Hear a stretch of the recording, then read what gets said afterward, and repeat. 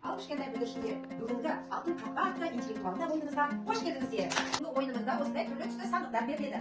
Әр сандықта сұрақтар бар. Ал сендер сол сұрақтарға толық әрі нақты жауап беретін боласыңдар. Түсінікті ме? Иә. Алғашқы сұрағымыз Қазақстан Республикасының елбасы кім? Тамаша, қане жауап бере ғой.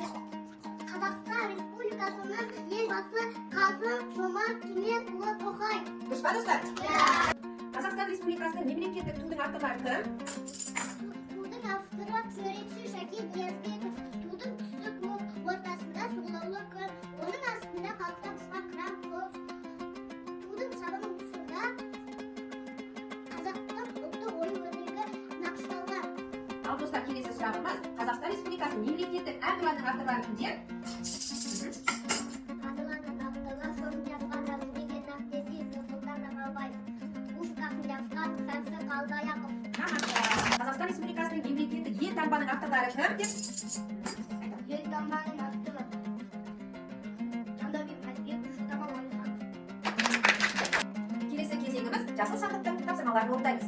Қазақстан Республикасының тәуелсіздігіне байланысты тақырыптар білесіңдер ме? Иә!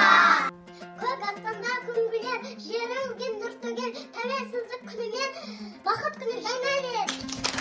Құтты болсын қазағым, республика күні бол, мерейліге тәуелсіз қазағымның үні бол. Бүгінгі сандығымыздың тапсырмалары атадан қалған асыл сөз демекші, ата-бабаларымыздан қалған тиым сөздерді білесіңдер ме? Иә! Анаға ауыз сөз айтпа. Жатқан адамның үстінен аттама. Қозғалғаны келме. Тамақ ішкенде сөйлеме. Ас киімді теппе. Ана сөйлеме. Ас киімді теппе.